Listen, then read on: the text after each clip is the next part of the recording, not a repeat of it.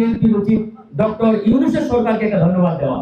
বিএনপির নেতৃত্বাধীন সরকার যারা রাষ্ট্রীয় ক্ষমতায়, এই সরকারের উচিত সর্বপ্রথম বিগত অন্তর্বর্তীকালীন সরকারকে একটা বড়সড় ধন্যবাদ দেওয়া। কেন? কারণ দেখেন, গণঅভ্যুত্থান পরবর্তী সময়ে যদি 15 দিন কিংবা 1 মাস কিংবা 2-3 মাসের মধ্যে ইলেকশন হতো, আর বিএনপি যদি সরকার গঠন করতো ওই নির্বাচনের মধ্য দিয়ে, তাহলে এই 12 তারিখের নির্বাচন পরবর্তী সময়ে রাষ্ট্রীয় ক্ষমতায় এসে বিএনপি যে চ্যালেঞ্জের মুখোমুখি হয়েছেন বা হচ্ছেন, তার চাইতে কমপক্ষে 100 গুণ বেশি চ্যালেঞ্জের মুখোমুখি হতেন ওই গণঅভ্যুত্থানের পরে ক্ষমতায় আসলে।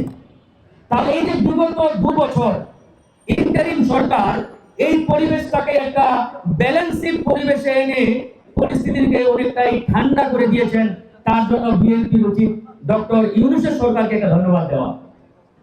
যদি এই ধন্যবাদ না দেয় তাহলে অনেকটাই অকৃতজ্ঞতার সামিল হয়ে যাবে।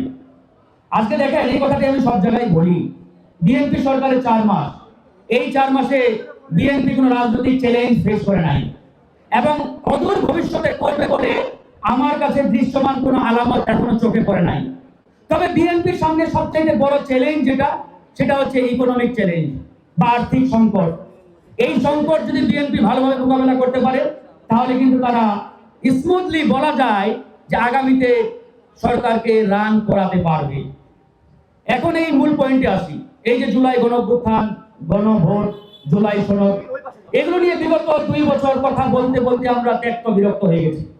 একটা কথা পরিষ্কারভাবে বলতে চাই, আজকের এই নতুন বাংলাদেশ, যে বাংলাদেশে আমরা এই মধুর ক্যান্টিনের সামনে বুক ফুলিয়ে কথা বলতে পারছি, কথা বলার যে সুযোগ, যে পরিবেশ তৈরি করে দিয়েছে, এই পরিবেশ তৈরি করার পিছনে সবচেয়ে বড় অবদান বিগত জুলাই গণঅভ্যুত্থানের 1400 শহীদের। এরপরে সেই 50,000 আহত যোদ্ধার, যাদের রক্ত এবং আত্মত্যাগের বিনিময়ে আজকের এই বাংলাদেশ পেয়েছি আমরা।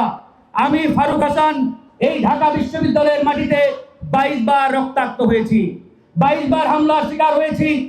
সুতরাং আমরা জানি বিগত 15-16টি বছর কি যন্ত্রণাময় সেই ফ্যাসিবাদের দুঃশাসনের জাতা করে আমরা পিষ্ট হয়েছিলাম।